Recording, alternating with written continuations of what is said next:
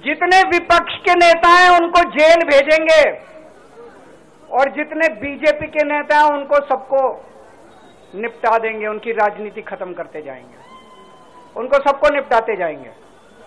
विपक्ष के अंदर आज इन्होंने मनीष सिसोदिया को जेल भेज दिया, संजय सिंह को जेल भेज दिया, सत्येंद्र जैन को जेल भेज दिया, केजरीवाल को जेल भेज दिया, हेमंत सोरेन को जेल भेज दिया, ममता दीदी के कई मंत्रियों को जेल भेज दिया, स्टैलिन के कई मंत्रियों को जेल भेज दिया, केरला के सीएम के पीछे पड़े हैं।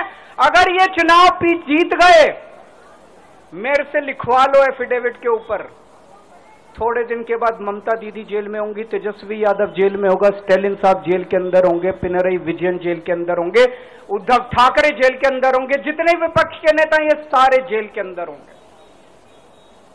अगर ये चुनाव जीत गए, इन्होंने बीजेपी का एक नेता नहीं छोड़ा, आडवाणी जी की राजनीति खत्म कर दी इन्होंने, मुरली मनोहर जोशी की राजनीति खत्म कर दी, सुमित्रा महाजन की, शिवराज सिंह चौहान जिसने मध्य प्रदेश का चुनाव जीत के दिया इन लोगों ने, शिवराज सिंह चौहान ने उसको मुख्यमंत्री नहीं बनाया, उसकी राजनीति खत्म कर दी।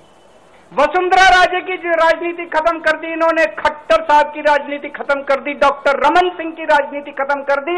अब अगला किसका नंबर है? योगी आदित्यनाथ।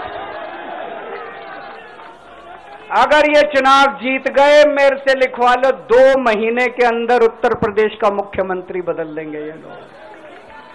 योगी आदित्यनाथ की राजनीति खत्म करेंगे, उनको भी निपटा देंगे ये लोग। अब एक बहुत महत्वपूर्ण बात करने जा रहा हूं, उसको ध्यान से सुनना। ये लोग इंडिया गठबंधन से पूछते हैं आपका प्रधानमंत्री कौन होगा।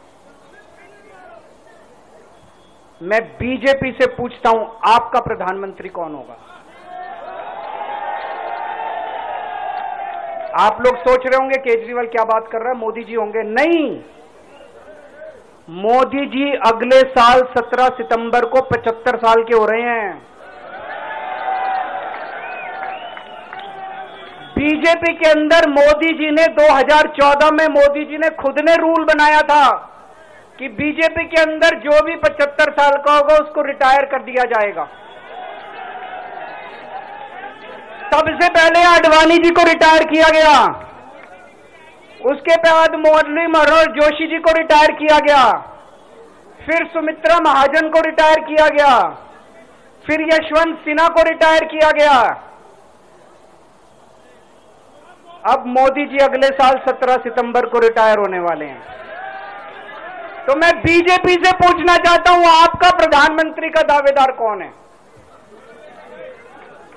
दोस्तों, अगले साल 17 सितंबर तक अगर इनकी सरकार बनी, तो उस पर भी आऊंगा मैं, अगर इनकी सरकार बनी तो पहले अगले 2 महीने में योगी जी को निपटाएंगे ये, और उसके बाद मोदी जी के सबसे खास अमित शाह को ये प्रधानमंत्री बनाएंगे।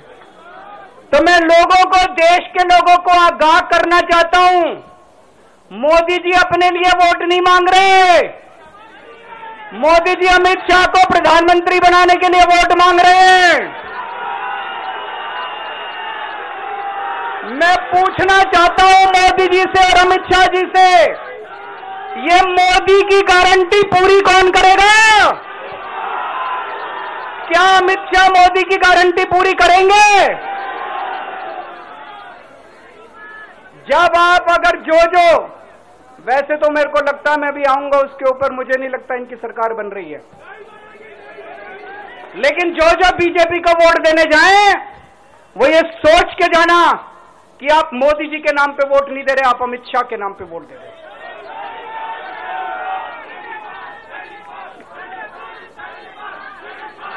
अब एक खुशखबरी आप लोगों के लिए, अब एक खुशखबरी है, सबको बता देना जो मैंने बातें कही है बड़ी सोच समझ के कही हैं। वहां बैठ के यही सोच रहा था 50 दिन से।